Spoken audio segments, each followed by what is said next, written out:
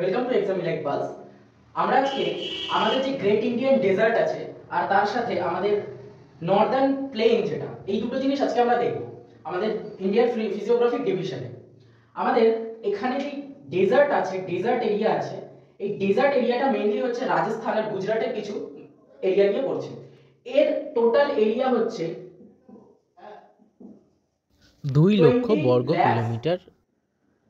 Kilometre square.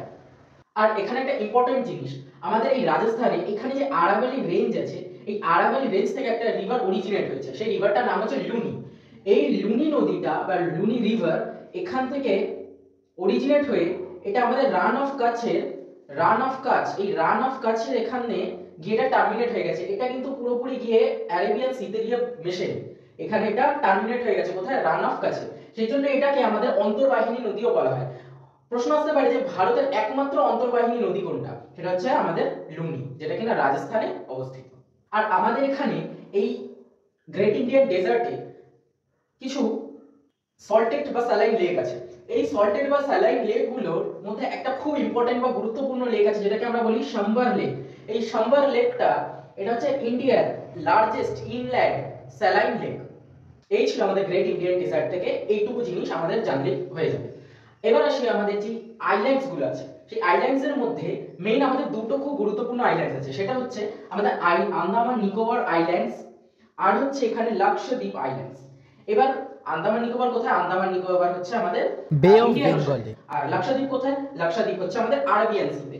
এখানে যে আমাদের আন্দামান নিকোবর আইল্যান্ড আছে, এখানে আন্দামান আর নিকোবর এই আইল্যান্ডের যে গ্রুপ, এই আন্দামান গ্রুপ আর নিকোবর গ্রুপ, এই দুটোকে ডিভাইড করেছে 10 ডিগ্রি চ্যানেল। এখান থেকে আমরা জানি যে 10 ডিগ্রি চ্যানেল আছে, এই 10 ডিগ্রি চ্যানেল এই দুটোকে ডিভাইড করেছে। আর এই আমাদের আন্দামানের হাইয়েস্ট পিক হচ্ছে শ্যাডেল পিক। হাইয়েস্ট পিক কি? হাইয়েস্ট পিক হচ্ছে শ্যাডেল পিক। আচ্ছা, আর কি আমাদের এই আন্দামানে অ্যাক্টিভ ভলক্যানো আছে। কি সেই অ্যাক্টিভ ভলক্যানো? সেই অ্যাক্টিভ ভলক্যানো হচ্ছে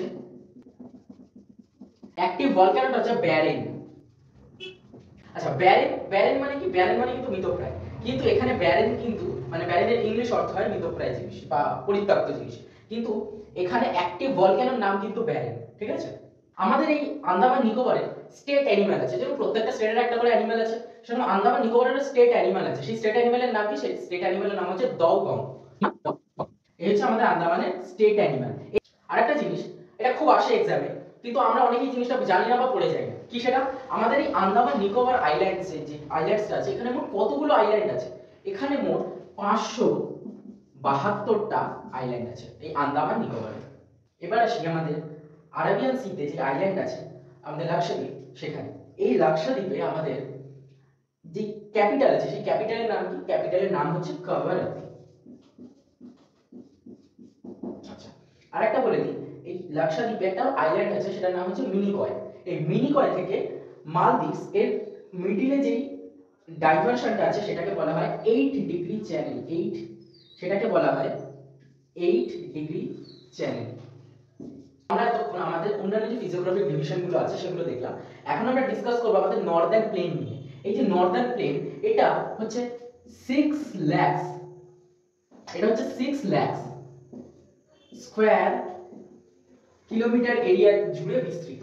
এই নর্দার্ন প্লেন এটাকে মোটামুটি আমরা 4টে ভাগে ভাগ করতে পারি। কি কি সেগুলো? একটা হচ্ছে রাজস্থান রিজিয়ন বা রাজস্থান প্লেন, আরেকটা হচ্ছে কি পাঞ্জাব প্লেন, পাঞ্জাব হরিয়ানা প্লেনও বলি আমরা, আরেকটা কি আমাদের হচ্ছে গ্যাঞ্জেটিক প্লেন। আচ্ছা, এত কি আর কি? আর হচ্ছে আমাদের ব্রহ্মপুত্র প্লেন। এইবার এখানে এই দুটো বাদ দিয়ে এই তিনটে রাজস্থান, পাঞ্জাব আর ব্রহ্মপুত্র প্লেন, এই তিনটে বাদ দিয়ে আর এই যে গ্যাঞ্জেটিক প্লেন, এই গ্যাঞ্জেটিক প্লেনকে আমরা তিনটে ভাগে ভাগ করতে পারি। একটা হচ্ছে আপার গঙ্গা প্লেন, একটা মিড গঙ্গা প্লেন, আর একটা হচ্ছে লোয়ার গঙ্গা প্লেন। এবার আসি কিছু বিশেষ বৈশিষ্ট্যতে। যেমন আমাদের এই যে এখানে রাজস্থান প্লেন আছে, এই রাজস্থান প্লেনে এখানে একটা যে আরাবল্লী রেঞ্জ আছে জানি, এই আরাবল্লী রেঞ্জের একদম ফুটপ্রিন্ট এরিয়া, মানে একদম পাদদেশ যেটাকে আমরা বলি, এই ফুটপ্রিন্ট এরিয়ায় যে প্লেন ল্যান্ডটা আছে তাকে আমরা বলি বাগার। মন দিয়ে নামটা শুনবে, তাকে আমরা বলি বাগার। এইবার এটা কিন্তু ভাঙার না বা ভাবর না, এটা কিন্তু বাঙার বলি, বাঙার। ঠিক আছে? আর এখানে যে ছোট ছোট রিভারগুলো, আরাবালি থেকে যে ছোট ছোট রিভারগুলো ফ্লো হয়ে গেছে, তার তো একটা যখন সেখানে বৃষ্টি হয় অনেক জল হয়ে যায়। এবার যখন অনেক জল হয়ে গেলে একটা ফ্লাড এরিয়া হয়ে যাবে।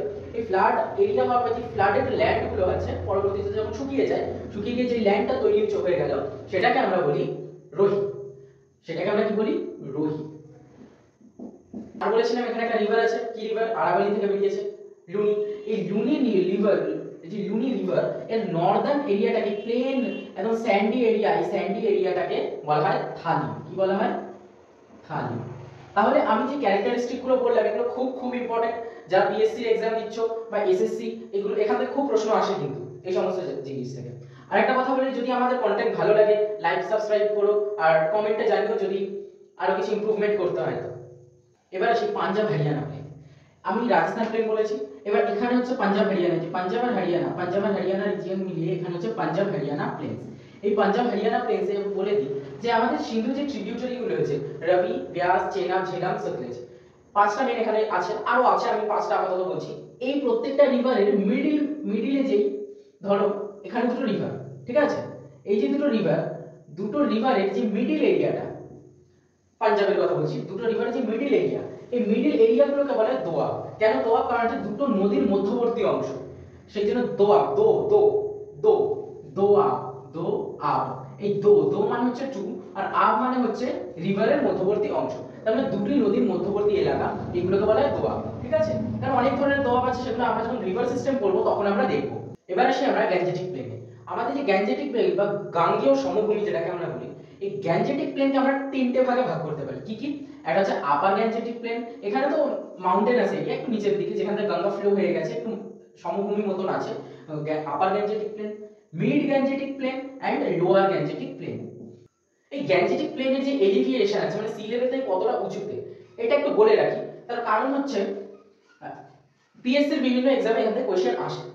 একটু বলে দিচ্ছি, লোয়ার গ্যাঞ্জেটিক প্লেন এটা হচ্ছে 2 থেকে 30 মিটার উঁচুতে সি লেভেল থেকে। মিড গ্যাঞ্জেটিক প্লেন এটা হচ্ছে 30 থেকে 100 মিটার। আর এই আপার গ্যাঞ্জেটিক প্লেন এটা হচ্ছে 100 থেকে 300 মিটার উঁচুতে। কোন উঁচুতে? না, সি লেভেল থেকে উঁচুতে। এবার এই যে আপার গ্যাঞ্জেটিক প্লেন, এই আপার গ্যাঞ্জেটিক প্লেনে দুটো খুব ল্যান্ড ফিচার্স আছে, ইম্পর্টেন্ট ল্যান্ড ফিচার্স। কি সেই দুটো? একটা হচ্ছে ভাবর আর তরাই। কি এই ভাবর আর কি এই তরাই? দেখো, ভাবার হচ্ছে যখন এই যে শিবালিকের নিচে যে ল্যান্ড আছে, ছোট ছোট পাথরের টুকরো বা নুড়ি কাকড়, এই জিনিসগুলো যখন জমে আছে, জমে একটা সমভূমির আকার নিয়ে আছে, তো সেইটাকে বলা হচ্ছে ভাবর। এবার একটা জিনিস দেখো, শিবালিক থেকে যখন রিভারটা বেয়ে আসছে, নিচের দিকে বয়ে আসছে, তখন কি হচ্ছে? রিভারটাই ভাবরের তলা দিয়ে বয়ে যাচ্ছে, কারণ এটা তো মানে কম্প্যাক্ট সয়েল না, এটা তো নুড়ি কাকড় বালি দিয়ে তৈরি, তো এর তলা থেকে তো জল অনায়াসে বেরিয়ে যেতে পারবে। তো এখান থেকে না রিভারটা মাটির তলা থেকেই প্রবাহিত হয়ে যাচ্ছে। এই জন্য ভাবরটা না খুব ইম্পর্টেন্ট, যে এখানে রিভার কিন্তু মাটির তলায় ঢুকে যায়। আবার যখন তরাই অঞ্চল আসে, এই তরাই অঞ্চল যখন আসে আপার গ্যাঞ্জেটিক প্লেনে, তরাই অঞ্চল এসে আবার রিভারগুলোকে দেখা যায়। তোমরা এই রিভার কি মাটির তলা থেকে আসছে? না, রিভার মাটির তলা থেকে আসছে না, রিভার তার অরিজিনেট পয়েন্ট থেকে অরিজিনেট হয়ে আসছে, কিন্তু কি হচ্ছে? ভাবর এলাকাতে এসে ও ইনল্যান্ড হয়ে যাচ্ছে, তারপরে তরাইতে গিয়ে তাকে আবার সে আবার এক্সপোজ হচ্ছে, তাকে দেখা যাচ্ছে। আর তরাইটা হচ্ছে মার্সি ল্যান্ড, পুরো স্যাঁতস্যাঁতে এলাকা, আর এটা হচ্ছে সমতল ভূমি। আর মিড গ্যাঞ্জেটিক প্লেনে, এই যে মিড গ্যাঞ্জেটিক প্লেন বলেছিলাম, এই মিড গ্যাঞ্জেটিক প্লেনে হচ্ছে দুটো ইম্পর্টেন্ট ক্যারেক্টারিস্টিক আছে। একটা হচ্ছে গঙ্গা ঘরঘরা দোয়াব, গঙ্গা এটা কি, একটা হচ্ছে গঙ্গা আর ঘরঘরা। এই মিড গ্যাঞ্জেটিক প্লেন যেটা আছে সেখানে তো গঙ্গা ঘরঘরা রিজিয়নটা আমরা জানলাম। আর একটা খুব ইন্টারেস্টিং আর ইম্পর্টেন্ট ক্যারেক্টারিস্টিক এখানে আছে, সেটা কি? সেটা হচ্ছে অ্যালুভিয়াল কোন বা অ্যালুভিয়াল প্লেন। কি সেই জিনিস? দেখো একটা জিনিস, একটা রিভার যখন কোনো পাহাড়ি এলাকা থেকে বয়ে আসছে, তখন তার অনেক স্পিড আছে, তাই তো? সে অনেক স্পিড নিয়ে, অনেক তার সাথে ডিপোজিশন নিয়ে সে আসছে, এসে যখন সে হঠাৎ করে একটা প্লেন লাইনে ঢুকে গেল না, তখন কি হয়? প্লেন লাইনে যে এসে ঢুকে গেল, তখন সে সেই ডিপোজিটটা ওখানে কিছুটা ফেলে দেয়, সেখানে কিছুটা ডিপোজিট করে দেয়, তার বয়ে আনা সমস্ত নুড়ি কাকড় বালি স্যান্ড যাই বলি আমরা, ঠিক আছে, সব সেখানে ডিপোজিট করে দেয়। এবার যখন ডিপোজিট করে দেয়, এখানে জিনিসটা কেমন হয়? ধরো রিভার নিয়ে এলো, এবার নিয়ে এসে যখন ছড়িয়ে গেল, এরকম ডিপোজিট করে দিল, ডিপোজিট করে দিয়ে এই এরিয়াগুলো কি হয়েছে? প্লেন ল্যান্ড হয়ে যায়। আর ধরো এইগুলোকে আমি রিভার ধরেছি, তার মানে কি? রিভারটা দুটো শঙ্কুর আকারের মতন, ধরো রিভারটা যদি এখান থেকে ডিভাইড হয়ে যায়, তাহলে মিডিল এরিয়াটা একটা শঙ্কু বা কোণের মতন হয়ে গেল না? সেই জন্য এটাকে বলা হচ্ছে অ্যালুভিয়াল কোন। এবার আসি আমরা লোয়ার গ্যাঞ্জেটিক প্লেনে। এই লোয়ার গ্যাঞ্জেটিক প্লেন যেটা আছে সেটা মেইনলি এই এরিয়াটা। এবার এখানে কি হয়, রিভারের গতি একদম কমে গেছে, আর কি হয়, রিভার এখানে ডিপোজিট করতে থাকে। তো যখন ডিপোজিট করছে বিভিন্ন রকম দ্বীপ গঠিত হচ্ছে, এগুলোকে বলে বদ্বীপ। দেখবে ডেল্টা, এই যে এটাকে ডেল্টা সাইন বলে, তো আমরা ম্যাথস দেখেছি না এরকম ডেল্টা সাইন, বা বাংলার অক্ষর ব, এর মতন দেখতে হয়, সেই জন্য এটাকে এগুলোকে বদ্বীপ বা ডেল্টা এগুলোকে বলা হয়। তো গঙ্গা আর যে ব্রহ্মপুত্র এসেছে এইগুলো মিলিয়ে এখানটায় এই বদ্বীপ অঞ্চল গঠন করছে, এটাই হচ্ছে লোয়ার গ্যাঞ্জেটিক প্লেন। এবার আমরা কিছু গুরুত্বপূর্ণ জিনিস জেনে নিই, যেমন হচ্ছে ভাঙার কি, খাদার কি। একটু জেনে নাও, ভাঙার হচ্ছে ধরো রিভার তো যখন ফ্লাড হয় রিভার কি করে, ডিপোজিশন করে। তো রিভার যখন ডিপোজিট করছে সে তো নির্দিষ্ট এলাকা জুড়ে ডিপোজিট করবে। এবার যখন অনেক বেশি ফ্লাড হয় তখন কি হয়, অনেক দূরে দূরেও ডিপোজিশন হয়। এবার যে ডিপোজিশনটা অনেক দূর অবধি হয়েছে আর অনেক পুরনো ডিপোজিশন, সেটা পুরনো ডিপোজিশন মনে রাখবে, যে ডিপোজিশনটা কি অনেক পুরনো, মানে অনেক আগে ডিপোজিশন হয়েছে কিন্তু ডিপোজিশন হয়েছিল একসময়, সেই পুরনো এলাকাটায় যেখানে ডিপোজিশন হয়েছে সেটাকে বলা হয় ভাঙা। আর খাদার কি, খাদার হচ্ছে যে নতুন এলাকায় ডিপোজিট করেছে। রিভার ডিপোজিশন যখন করছে বা ফ্লাড হচ্ছে, ফ্লাড প্লেন গঠন হচ্ছে, তো নতুন যে সমস্ত এলাকাতে সে ডিপোজিট করছে, মানে কি এগুলো নিউ সয়েল একদিক থেকে বলতে পারি। তো এইটাকে বলা হচ্ছে খাদা। তো ভাঙার আর খাদারের পার্থক্য মোটামুটি বোঝা গেছে। এবার এসে আমরা ব্রহ্মপুত্র প্লেন্সে। ব্রহ্মপুত্র প্লেন্স এই যেখান থেকে ব্রহ্মপুত্র রিভার গেছে, এখান থেকে গিয়ে এই যে বাংলাদেশে ঢুকে গেছে, গিয়ে আমাদের বঙ্গোপসাগরে গিয়ে পৌঁছেছে। এই যে ব্রহ্মপুত্র রিভার এইটা একটা প্লেন গঠন করেছে, তো প্লেন বা সমভূমি। এখান থেকে খুব বেশি কিছু করতে হবে না, দুটো ইম্পর্টেন্ট জিনিস আছে। একটা হচ্ছে এখানে একটা আইল্যান্ড আছে, কি নাম, মাজুলি আইল্যান্ড। এই মাজুলি আইল্যান্ডটা হচ্ছে লার্জেস্ট ডেল্টা।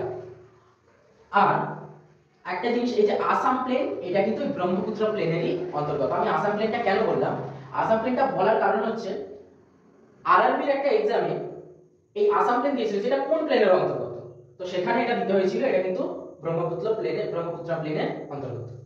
এবার আসি আমাদের যে কোস্টাল রিজিয়ন আছে, এই কোস্টাল রিজিয়নটাকে আমরা মোটামুটি দুটো ভাগে ভাগ করি। কি কি, একটা ইস্ট কোস্টাল রিজিয়ন বা ইস্টার্ন কোস্ট রিজিয়ন, আর একটা হচ্ছে ওয়েস্টার্ন কোস্ট রিজিয়ন। এখানে খুব ইম্পর্টেন্ট গুরুত্বপূর্ণ জিনিস জানতে হবে, সেটা হচ্ছে এই যে রিজিয়ন গুলো, কোস্টাল রিজিয়ন গুলো, কোন রিজিয়নটাকে কি নামে ডাকা হয় আর এটা কত দূর থেকে কত দূর অবধি বিস্তৃত। ঠিক আছে, এই জিনিসটা জানতে হবে। আর কোন কোস্ট রিজিয়নটা সবথেকে বড়, কোন কোস্ট রিজিয়নটা সবথেকে ছোট, এই সমস্ত জিনিসগুলো আমাদেরকে জানতে হবে। তো দেখি আমরা, এই যে আমাদের ওয়েস্ট বেঙ্গল আমরা জানি, আর এখানে উড়িষ্যা, এর মিডিলের যে কোস্টাল রিজিয়নটা, এই কোস্টাল রিজিয়নটাকে বলা হয় উৎকল রিজিয়ন। কি বলা হয়, উৎকল রিজিয়ন বা উৎকল কোস্ট, উৎকল রিজিয়ন বা কোস্ট। এই উৎকল কোস্ট বা রিজিয়ন এর একটা ফিচারস আমরা জেনে নিই, সেটা হচ্ছে এখানে একটা লেগুন আছে, একটা অনেক ছোট বড় অনেক লেগুন আছে। তো কি আছে না, লেগুন। এই যে লেগুনগুলো আছে তার মধ্যে একটা খুব ইম্পর্টেন্ট আর গুরুত্বপূর্ণ হচ্ছে চিল্কা লেগুন। এটা কিন্তু নোনা জল বা সল্টেড লেগুন। কি, চিল্কা, সবথেকে বড় লেগুন কিন্তু এটা, চিল্কা লেগুন হচ্ছে এই আমাদের উড়িষ্যাতে আছে, এটা হচ্ছে সবথেকে বড় লেগুন। এই উৎকল রিজিয়নের পর থেকে এখান থেকে আমাদের যে করমণ্ডল উপকূল বা করমণ্ডল কোস্ট, এই দুটো রিজিয়নের মধ্যবর্তী এলাকাকে বলা হয় নর্দার্ন সার্কার। কি বলা হয়, নর্দার্ন সার্কার, নর্দার্ন সার্কার। এখান থেকে কিছু জানা নেই, একটা খুব ইম্পর্টেন্ট জিনিস জেনে রাখো যে এখানে একটা লেক আছে। কি লেক, সেটা হচ্ছে পুলিকট লেক। এটা কোন স্টেটে পড়ে, এটা হচ্ছে অন্ধ্রপ্রদেশে পড়ে। পুলিকট, পুলিকট এটা কোথায় পড়ে না, এটা অন্ধ্রপ্রদেশে পড়ছে। এবার আসি পরবর্তীতে, আমি কি বললাম, এটা উৎকল কোস্ট, এটা হচ্ছে নর্দার্ন সার্কার, আর এটা হচ্ছে আমাদের করমণ্ডল কোস্ট। এই যে করমণ্ডল কোস্ট আছে, এটাকে মেইনলি এই যে করমণ্ডল কোস্ট, এই করমণ্ডল কোস্ট এটাকে আমরা তামিলনাড়ু কোস্টও বলে থাকি। তো এগুলোই ছিল আমাদের ইস্টার্ন কোস্টাল এরিয়া। এবার আসি আমাদের ওয়েস্টার্ন কোস্টাল এরিয়া। আমাদের ওয়েস্টার্ন কোস্টাল এরিয়াতে আমরা পরপর যাই নিচের থেকে উপরের দিকে। যদি দেখি, আমরা বলেছিলাম যে এখান থেকে এত দূর আমাদের করমণ্ডল শেষ হলো, আর করমণ্ডলের ঠিক এখান থেকে এত দূর হচ্ছে আমাদের মালাবার কোস্ট। এটা মেইনলি, এটা হচ্ছে মালাবার কোস্ট, এটাকে কেরালা কোস্টও বলা হয়। আর মালাবার কোস্টের পরে এটা হচ্ছে আমাদের কোঙ্কন কোস্ট। কি, এটাকে বলা হয় কোঙ্কন কোস্ট, এটাকে বলা হয় কোঙ্কন কোস্ট। তারপরে আছে, তাহলে কি এটা মালাবার কোস্ট, এটা আমাদের কোঙ্কন কোস্ট, আর এটা হচ্ছে আমাদের কাথিয়াওয়াড় কোস্ট। এই কাথিয়াওয়াড় কোস্ট হচ্ছে মহারাষ্ট্র আর গোয়া এই স্টেট নিয়ে গঠিত। তারপর এইদিকে আসি, এটা হচ্ছে আমাদের কচ্ছ বা রান অফ কচ্ছ বলা হয়। তো তো এই যে কাচ, এটা হচ্ছে আমাদের মেনলি গুজরাট স্টেট নিয়ে গঠিত। তো এই ছিল আমাদের কোস্টাল রিজিয়নের ডিভিশন। আর বলে রাখি, আমাদের এই যে মালাবার কোস্ট আছে, এই মালাবার কোস্টে কি হয়, এখানে কিছু ছোট ছোট হ্রদ বা উপহ্রদ আছে, যেগুলোকে কি বলা হয়, যেগুলোকে বলা হয় কয়াল। সেগুলোকে কি বলে, কয়াল। এই কয়াল এর মধ্যে সবথেকে বড় কয়াল, এগুলো কিন্তু মানে কেরালাতেই অবস্থিত। হ্যাঁ, এর মধ্যে সবথেকে বড় কয়াল কোনটা, নাম হচ্ছে ভেম্বানাথ। কি নাম, ভেম্বানাথ। তো এই ছিল আমাদের হোল ফিজিওগ্রাফিক ডিভিশন আমাদের ইন্ডিয়ার, যেখানে আমরা কিনা আমাদের নর্দার্ন মাউন্টেনাস রিজিয়ন, আমাদের নর্দার্ন প্লেন, তারপর হচ্ছে গ্রেটার ডেজার্ট, আর হচ্ছে আমাদের কোস্টাল লাইন, আর আমাদের সাদার্ন প্ল্যাটো সবকিছু আলোচনা করেছি। আগের দুটো ভিডিও আছে এই রিলেটেড, একটু দেখে নিও। এখানে পুরোটা আলোচনা করা আছে এক্সাম পার্সপেক্টিভে, আরআরবি, রেলওয়ে, এসএসসি বা পিএসসি, এই সমস্ত এক্সাম রিলেটেড এখানে আমরা আলোচনা করি। যদি আমার কন্টেন্ট ভালো লেগে থাকে, চ্যানেলটাকে লাইক সাবস্ক্রাইব করে পাশে থেকো। আর পরবর্তীতে যদি তোমাদের কিছু সাজেশন থাকে, তার জন্য কিছু কমেন্ট করে জানাও।